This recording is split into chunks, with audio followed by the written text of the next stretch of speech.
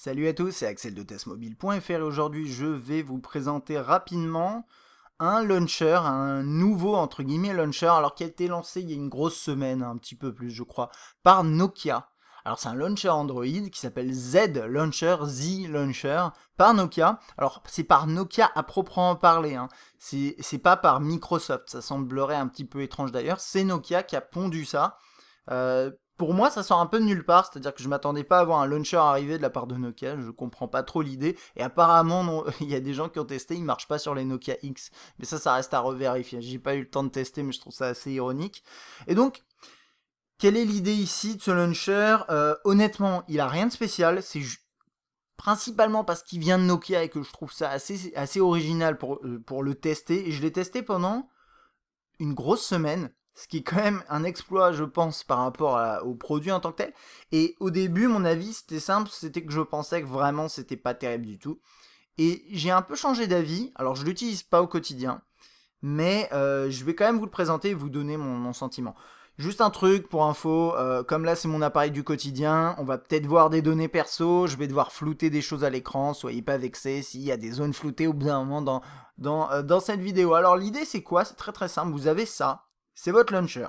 Vous pouvez accéder au menu des applications de cette façon-là, avec des paramètres ici.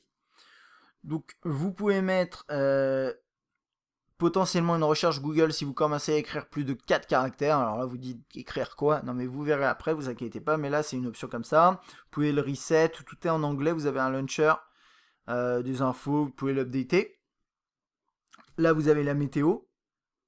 Ça, c'est quoi déjà? C'est l'heure. Ouais, je crois que c'est l'heure. 2 heures. Ou peut-être mon prochain rendez-vous. Là, j'ai un doute, excusez-moi. Je sais plus pourquoi il y a l'heure ici. Bref, là, il y a l'heure ici, avec la date. Et là, ensuite, il y a les applications les plus utilisées. Donc, apparemment, c'est Gmail, YouTube, Spotify, Maps, 9gag et Twitter. Et bien sûr, vous avez votre doc en bas. Donc, ça, c'est la base. Ensuite, pour accéder à d'autres applications, vous pouvez faire ça. Je fais un M pour chercher Maps. Donc là, je vais avoir une liste qui s'affiche. Ce qui est sympa là-dedans, c'est que si je veux, je peux rajouter une lettre. Hein. Voilà, pour compléter. Je peux pas revenir vraiment en arrière, j'ai essayé comme ça, c'est... Ah si, ça marche, ok, très bien.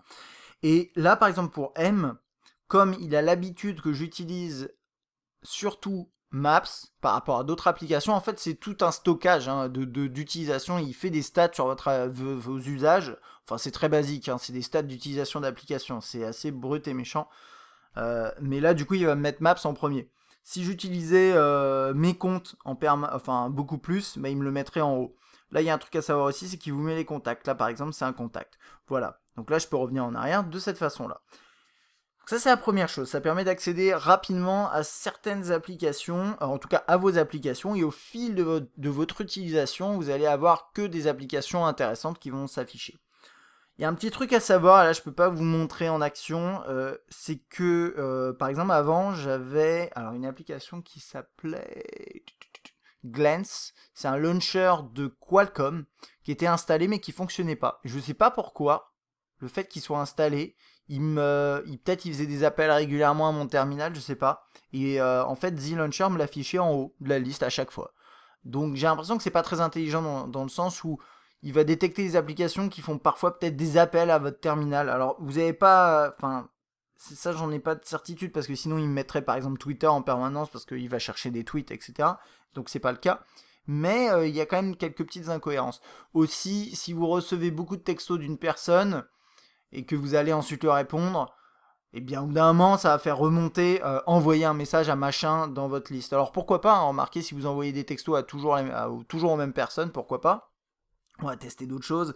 Je sais pas si je mets... Alors, il y a ouais, si je mets Y, toc. Voilà, donc là, mettre YouTube en premier parce que j'utilise essentiellement YouTube dans les applications et les options qui commencent par un Y. Ça, c'est la première chose. Vous pouvez taper... Bon, vous avez vu, hein, mais vous pouvez faire par exemple ça, hop, YouTube. Ça marche assez bien. Alors, il y a un petit truc que j'ai trouvé un peu dommage. Par exemple, là, j'ai 9gag. Donc, c'est 9. Si je fais un 9, il va penser que c'est un Q minuscule. Bon, si je fais un 9 comme ça, il va penser que c'est un G. Il y a une façon de faire un 9 qui va lui faire comprendre que c'est un 9, mais honnêtement, c'est un peu compliqué.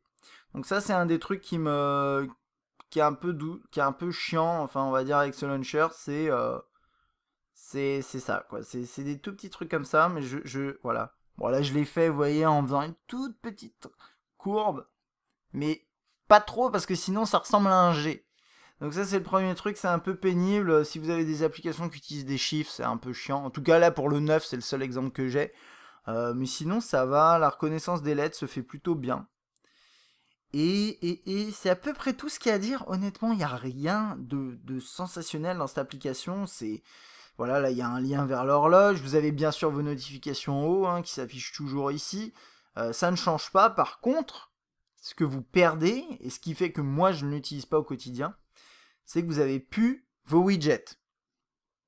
Et donc par exemple, moi ce que je trouve bizarre, c'est que c'est une application qui est là pour vous permettre d'accéder rapidement à certaines applications. Enfin, c'est un launcher qui vous permet d'accéder rapidement à certaines apps. Ok, ça je comprends.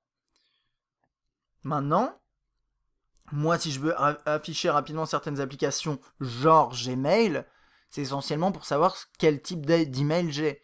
Et donc le widget pour moi il est beaucoup plus pratique qu'avoir un lien vers Gmail. Là je vais lancer Gmail, très bien, mais ça fait une étape en plus. À côté de ça, si vous avez un launcher classique, enfin un écran de déverrouillage, parce que vous avez quand même l'écran de déverrouillage, hein, vous n'êtes pas obligé de le mettre, mais il n'y a pas de sécurité là-dessus. Hein. Donc ça remplace votre home screen. Si vous avez un home screen où vous avez déjà bien mis toutes vos icônes, en soi, les trouver là en liste avec possibilité de tracer des lettres, c'est pas forcément mieux. Alors, bon, là je dis ça, et je reste de cet avis-là, je pense que c'est pas un launcher vraiment bien pensé, honnêtement. Il peut vous convenir éventuellement, mais sincèrement, moi je trouve qu'il apporte rien de plus par rapport à ce qu'on pourrait faire avec home screen classique bien personnalisé.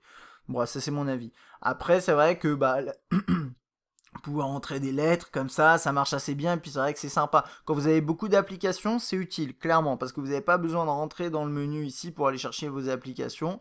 Donc ça c'est bien, mais au-delà de ça, c'est à peu près tout. Donc voilà, si vous avez beaucoup d'applications et vous en utilisez beaucoup tous les jours, ce qui est rarement le cas, généralement on en a 10 qu'on utilise tous les jours et elles sont déjà sur votre home screen, mais bon, ça va dépendre de vous. Ça peut être utile, sinon, bon écoutez, testez-le si vous voulez, c'est gratuit, mais vous pouvez aussi passer votre tour pour cette fois-ci. Enfin bon voilà, ça c'était pour mon petit test de The Launcher. Niveau ressources, j'ai pas l'impression qu'il bouffe beaucoup. Hein. Moi quand je l'ai utilisé, j'avais l'autonomie classique sur mon terminal, donc rien à dire là-dessus. Voilà, c'est à peu près tout. Allez, à bientôt.